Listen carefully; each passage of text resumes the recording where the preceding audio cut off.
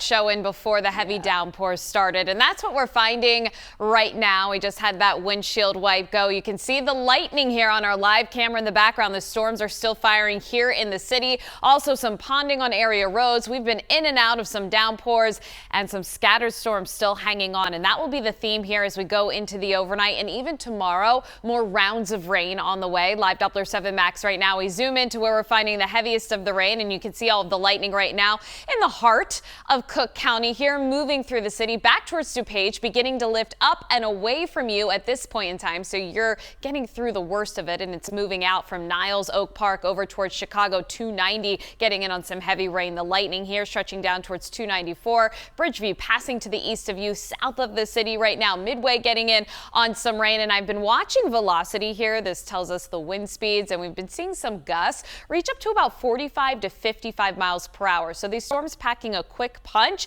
as they move on through and bringing the heavy rain. A flood advisory has been issued here for parts of Cook, DuPage, and Will counties until 12:45. So you can see right on top of the city, stretching back to the west into parts of DuPage there. And this will remain in effect here until about 1 a.m. We've already seen anywhere from about 1.5 inches, and this just went up. It was at 2.5 inches, and now we're seeing radar estimated rainfall totals up to about 3 to 3.5 inches in just a short amount of time. So that's going to cause some isolated flooding and some ponding on area roads this evening. Things will start to improve overnight, but notice we are seeing some training as well. More storms back to the west that will continue to ride into our area over the same areas that have already rained, and then watching this complex of storms back to the south and west as this will continue to lift up into parts of northern Illinois. So rain and storms expected right now, still that flooding threat into the early morning hours, and then tomorrow morning, if that complex that I showed you well back to the south and west holds together,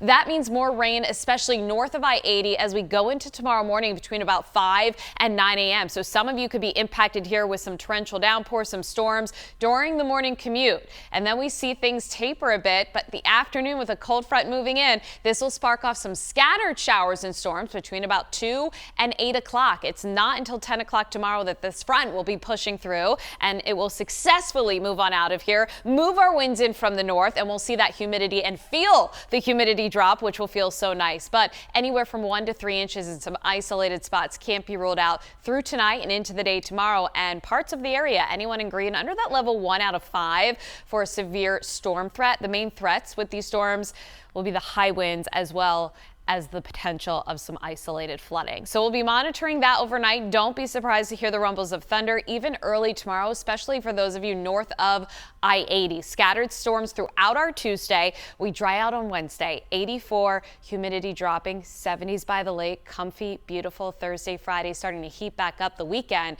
We're back in the 90s with some stray storms by Sunday, guys.